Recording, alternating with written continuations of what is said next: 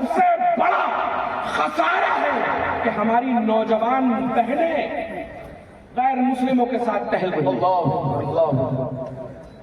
اب چلے جائیے کہیں پر نقاب میں ہماری مائیں اپنی بچیوں کو تیار کراتی ہیں، کہتی ہیں جاؤ جا کر اسکولز میں جاؤ، اور وہ بچیاں اپنے اسلام پر دھبا بنتی ہیں اور ایسوں کے ساتھ جاتی ہیں کہ جن کا نہ تو اسلام سے کوئی لینا دینا نہ کچھ۔ عزیزان گرامی، وجہ کیا ہے؟ جب ماں اپنی اولاد کا پہلا مدرسہ ہے تو اس نے کیا سکھایا اپنی جوان بچی کو، اپنی چھوٹی سی بچی کو؟ آج ہم اگر جاتے ہیں کہیں پر تو چھوٹی چھوٹی اسکرٹیں پہن کر یہ بچیاں جب آتی ہیں تو کہتی ہیں دیکھو فلاں ہیروئن کی طرح لگ رہی ہو۔ یہ ماؤں نے پرورش میں غلطی کی، انہوں نے ہیروئن بنائی لیکن کنیز زہرا نہیں۔ اللہ اللہ اللہ، انہوں نے ہیروئنیں تو بنائی کہ بھئی ایسے بال کٹاؤ فلاں ہیروئن کی، لیکن یہ نہیں بتایا کہ حجاب رکھ کر جاؤ، فاطمہ الزہرا کا حجاب اترا۔ نوجوان نسلوں کو یہ نہیں بتایا کہ اسلام کے لیے قربان ہو جاؤ، بلکہ یہ بتایا گیا کہ جلسے میں مت بیٹھنا، رات خراب ہوگی، صبح جلدی اٹھ پاؤ گے۔ ہماری نسل کہاں ہے؟ سیرت مصطفیٰ یہ نہیں ہے۔ اگر نبی کا نام آئے تو اپنا سب کچھ چھوڑ کر یہاں کھڑے ہو جاؤ، یہ ہے سیرت مصطفیٰ۔ نعرہ تکبیر، نعرہ رسالت، سیرت مصطفیٰ کانفرنس، خاندان رسول سید حسنین میاں صاحب قبلہ۔ ہم غور کریں کہ ہم نے اپنے گھر میں ہیروئنیں پیدا کی ہیں، کنیزان فاطمہ الزہرا یا کنیزان زینب نہیں پیدا۔ اللہ اللہ اللہ اللہ اللہ اللہ اللہ اللہ، یہ ہمارا معاشرہ ہو چکا ہے۔ ابھی بھی باز آ جائیں وہ ماں باپ جو اپنے بچوں کو سیرت مصطفیٰ پر چلنے نہیں دیتے۔ اگر کسی کے اندر، ابھی آپ دیکھیے رمضان میں کیسے کیسے مسجدیں بھری ہوں گی، عید میں تو اتنی زیادہ بھری ہوگی کہ پورا کانپور جام ہوگا۔ کسی فلاسفر نے بڑی پیاری بات کہی تھی، جس دن پوری دنیا کے مسلمان ایک ماہ تک بغیر رمضان کے فجر کی نماز ادا کر لیں گے، اس دن ہندوستان نہیں پوری دنیا پر اسلام کا پرچم چلا ہے۔ لیکن ہماری نسل آج اگر مسجد میں صبح چلے جائیے تو امام ہوں گے یا 4-5 بوڑھے ایسے لوگ ہوں گے کہ جن کی یا تو قبر میں پہنچنے والے ہوں گے یا پھر ان کا کوئی پرسان حال نہ ہوگا۔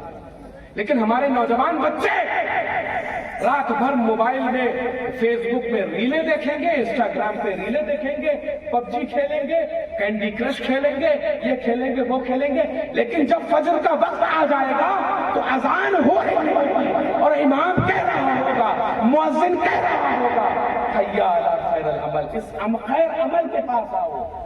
الصلاۃ خیر من النوم، کہ اس نیند سے بہتر نماز ہے، اس خیر عمل کے پاس وہ بلا رہا ہوگا، لیکن نوجوان اپنے سروں پر چادر رہے گا اور کہے گا آپ صبح اٹھنا ہے۔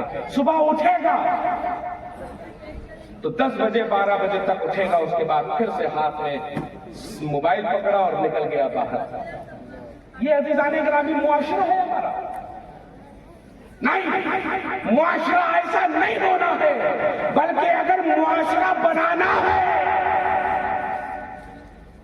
تو ان ایکٹروں کو یا ایکٹریسز کو فالو کرنا بند کرو۔ اگر تمہیں فالو کرنا ہے تو ابو بکر صدیق کو فالو کرو، عثمان غنی کو فالو کرو، حیدر کرار کو فالو کرو، حسن و حسین کو فالو کرو، زین العباء و باقر کو فالو کرو، جعفر و صادق و کاظم کو فالو کرو۔ ارے ان کو فالو کرو گے تب سیرت مصطفیٰ پر چل پاؤ گے۔ لیکن ہم سیرت مصطفیٰ پر کہاں چلتے ہیں؟ اب تو اس سیرت پر چل رہے ہیں جس کو کہا جاتا ہے سیرت یزید۔ ہم نام کے مسلمان ہیں، ہم نام کے ایسے مسلمان بن چکے ہیں کہ جن کی جو ایسے سوئے بیٹھے ہوئے ہیں، ایسے سوئے ہیں کہ جن کو جگانا بہت ہی زیادہ مشکل ہے. اب کب جاگو گے؟ رات دن تمہارے رسول کی ناموس پر حملہ ہو رہا ہے، تم سو رہے ہو.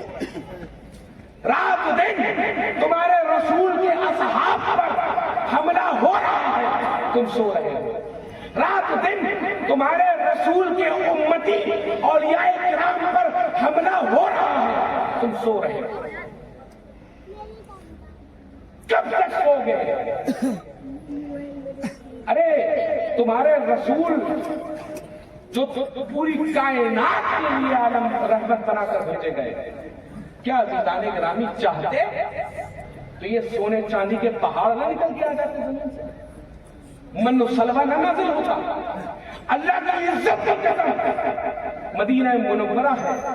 آپ بہت اپنی گھروں پر جائیں گے اور ریشمی بستروں پر لیٹیں گے اور بہترین اے سی چلائیں گے، بہترین بلوور چلائیں گے اور سو جائیں گے چادر تان کر کہ میاں صبح اٹھا جائے.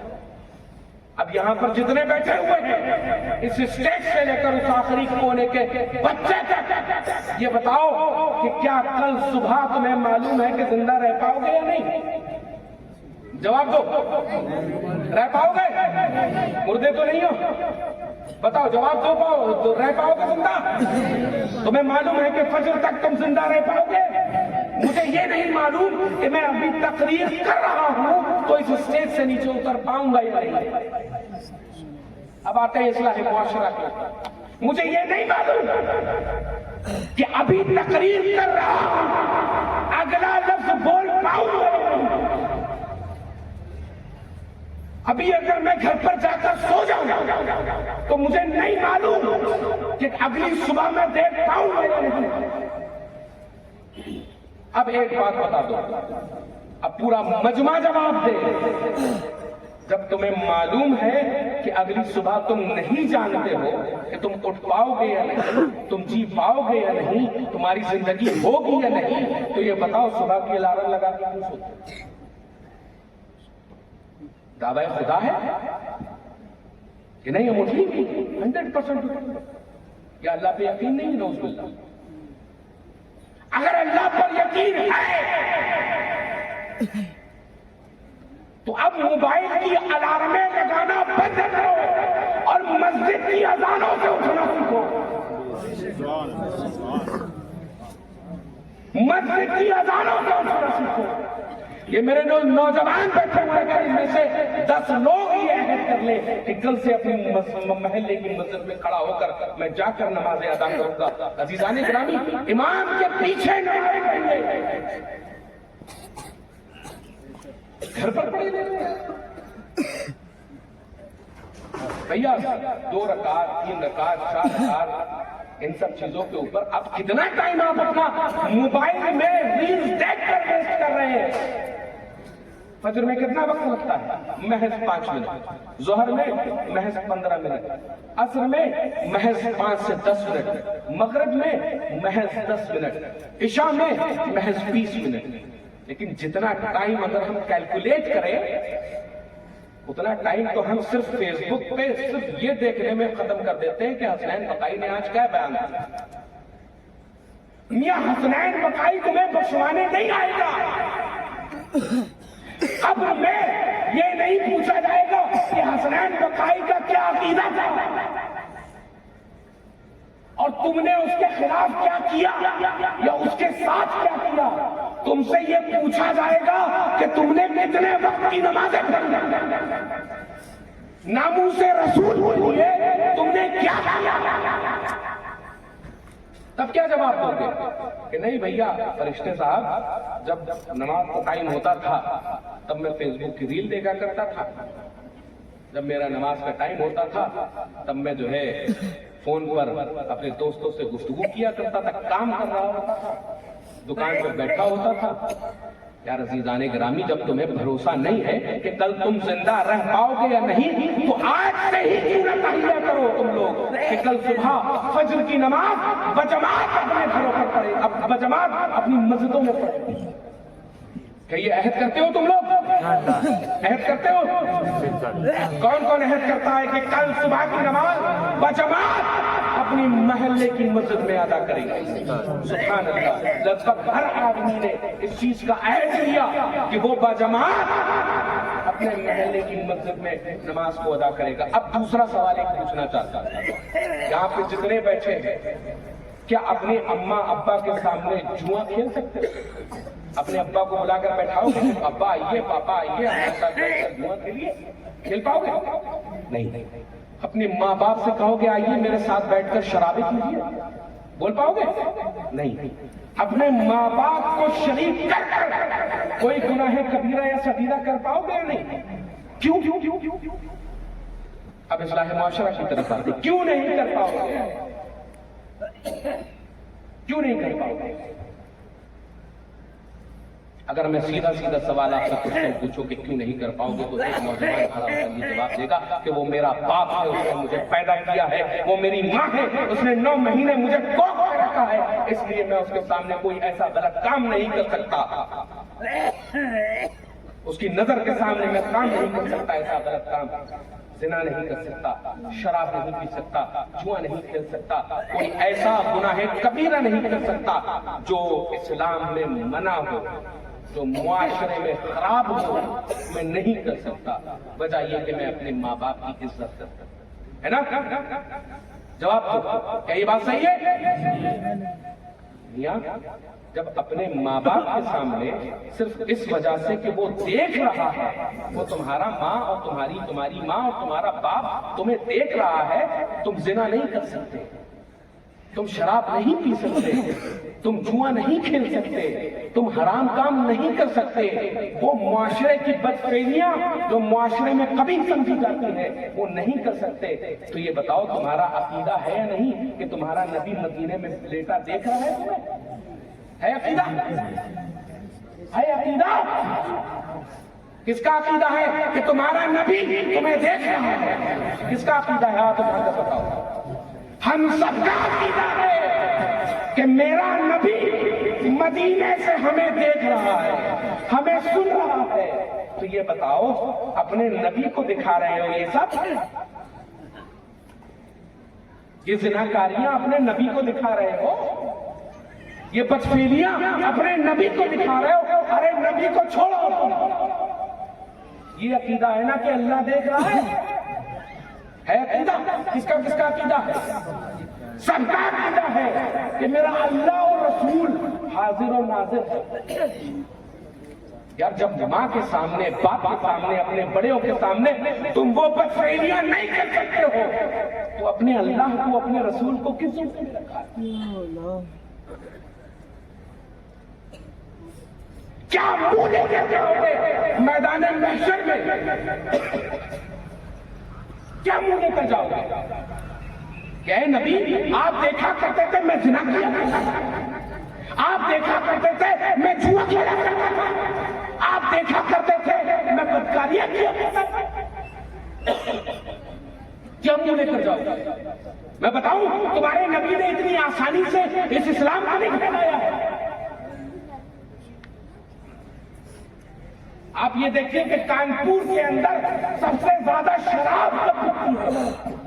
اگر ڈیٹا اٹھائیے, آپ سرکاری آنکڑا اٹھائیے تو شب برات وہ رات ہوتی ہے جس دن کانپور میں سب سے زیادہ شراب بکتی ہے.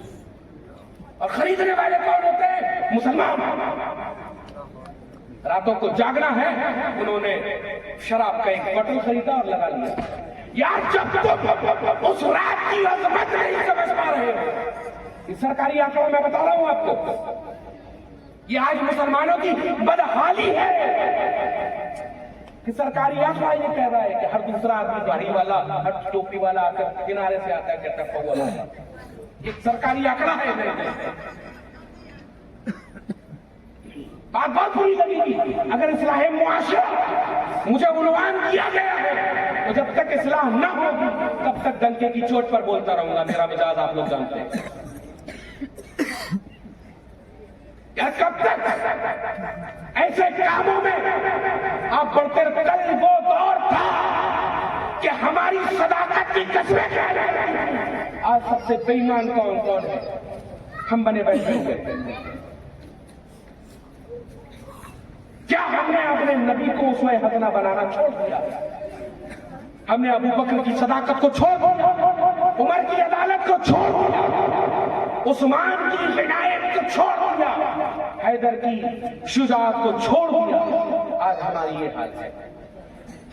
تمہارے نبی نے بڑی آسانی کے ساتھ تمہیں یہ دین نہیں دیا ہے۔ آج جو مسلمان بن کر بیٹھے ہوئے ہو باپ داداؤں کی وجہ سے، میاں اتنی آسانی سے مسلمان نہیں ہوئے ہو تم لوگ۔ کیسے مسلمان ہوئے ہو؟ سنو، مدینہ منورہ ہے۔ تم لوگوں نے بہت سنا ہوگا کہ میرے رسول کی زلفیں ایسی تھی، چہرہ ایسا تھا، آنکھیں ایسی تھی، قدم ایسے تھے۔ میاں اب زلفوں کی بات بعد میں، ذرا یہ دیکھو کہ میرے رسول نے کتنی تکلیفیں اٹھائی ہیں تمہیں مسلمان کرنے کے لیے، تمہیں مومن بنانے کے لیے۔ ارے اصلاح ہونی ہے تو ایسے کی جائے کہ مدینہ منورہ ہے، میرے رسول ایک باغ میں بیٹھے ہوئے ہیں، کھجور کا پیڑ سے کچھ کھجور ٹوٹ کر گری، آپ رسول اللہ نے دیکھی، آپ نے ہاتھ میں اس کھجور کا خوشہ اٹھایا، اس کی دھول کو صاف کیا، اور جو مالک اس باغ کے صحابی رسول بیٹھے تھے ان کے سامنے پیش کر کر بولی کہ اے فلاں، اگر اجازت ہو ان کھجوروں کو میں کھا لوں۔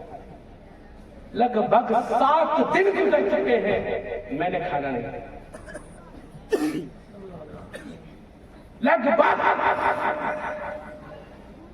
7 دن گزر گئے میرے رسول نے کھانا نہیں کھایا۔ یا ایسے اسلام پھیلا ہے۔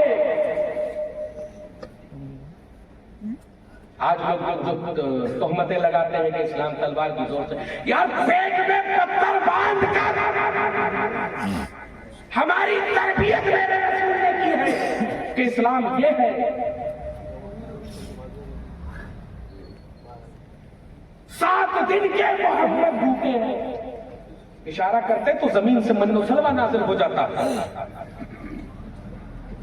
اشارہ کرتے تو زمین سے من و سلوہ نازل ہوتا، آسمان سے من و سلوہ نازل ہو جاتا، اشارہ کرتے تو زمین سے احد و پہاڑ سے بڑے بڑے پہاڑ سونے چاندی ہیرے جواہرات کے نکل آتے ہیں۔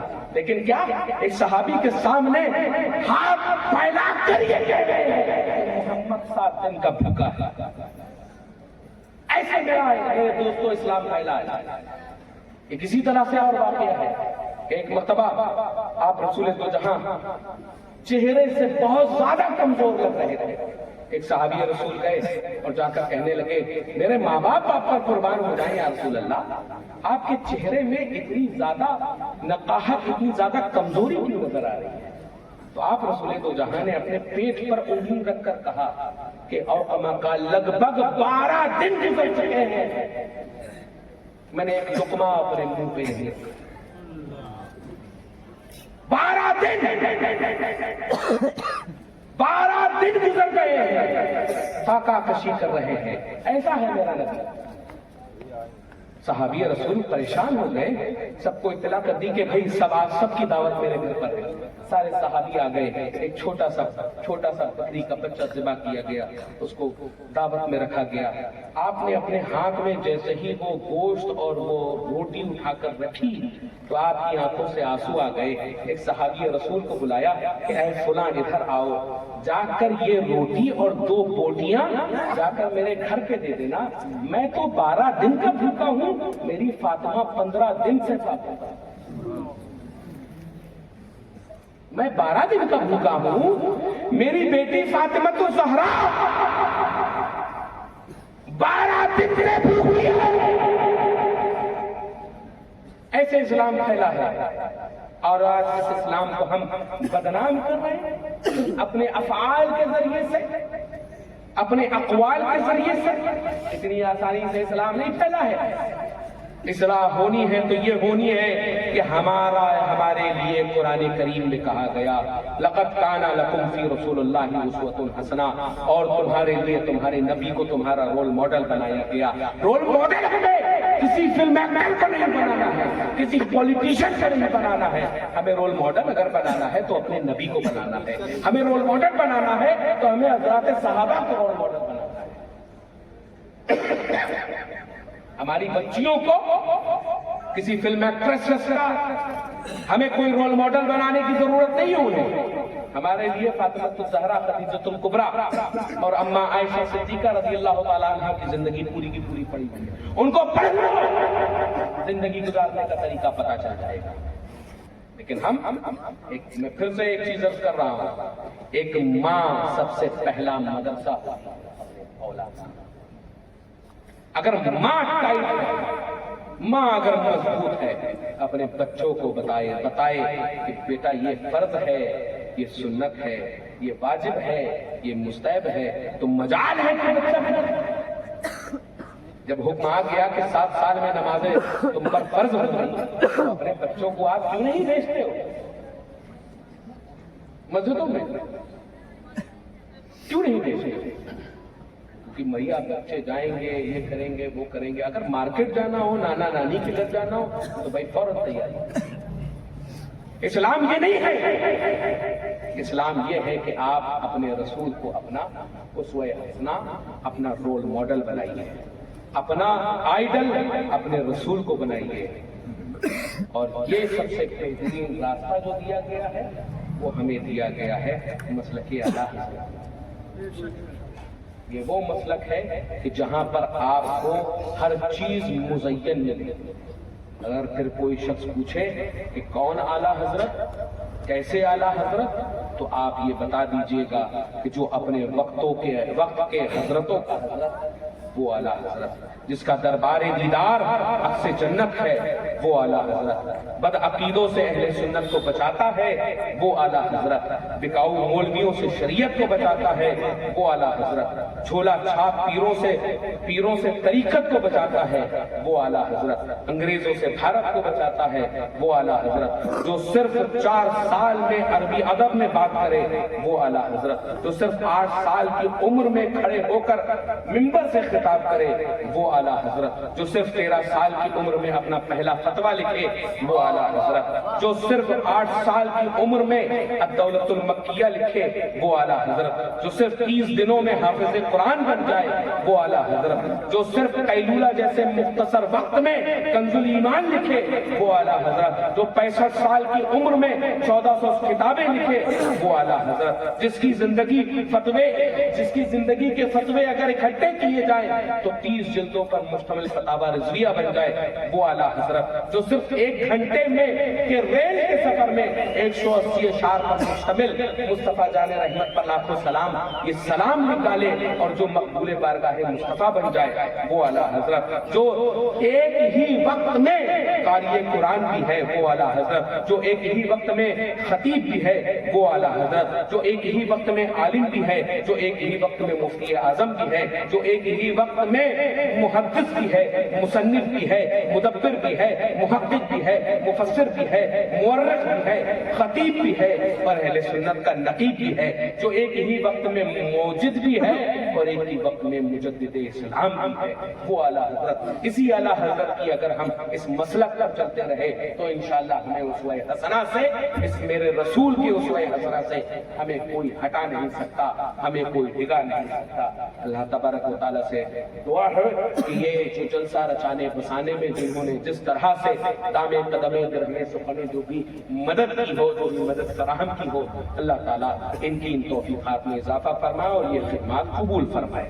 اللہ تبارک و تعالیٰ سے دعا ہے کہ یہاں پر آئے ہوئے حاضرین جو بھی نیک مقاصد، جو بھی جائز مقاصد رکھتے ہو، اللہ تعالیٰ ان کے جائز مقاصد اور نیک مقاصد کی تکمیل فرمائے. جو بھی مائیں بہنیں اپنی جو بھی مرادیں دل میں لے کر بیٹھی ہوئی ہیں، جو جائز مرادیں میرے رسول کے صدقے سیدہ کائنات حضرت عائشہ صدیقہ، حضرت خدیجہ الکبریٰ، تمام امہات المومنین اور بنات رسول کے صدقے میں یا رسول اللہ ان کی تمام جائز مقاصد پورے ہو جائیں. جو بچیاں بے رشتہ بیٹھی ہوئی ہیں گھروں پر، اللہ تعالیٰ ان کو ایک نیک پرہیزگار، ایک سچا اور ایک اہل سنت والجماعت کا کوئی ایسا بچہ جو اسلام کو اپنا سب سے پہلا فریضہ سمجھے ایسا خاوند عطا کرے. جو بھی ہمارے جس نے بھی اس محفل نور میں دامے قدمے درہمے سخنے جو بھی مدد کی ہو، اللہ تعالیٰ اپنی بارگاہ میں اسے قبول و مقبول فرمائے. کہتے بھی کہتے عمر گزر جائے گی میری، ان کا بیان ہے کوئی داستان نہیں. وما علینا الا البلاغ. کھڑے ہوں صلاۃ و سلام.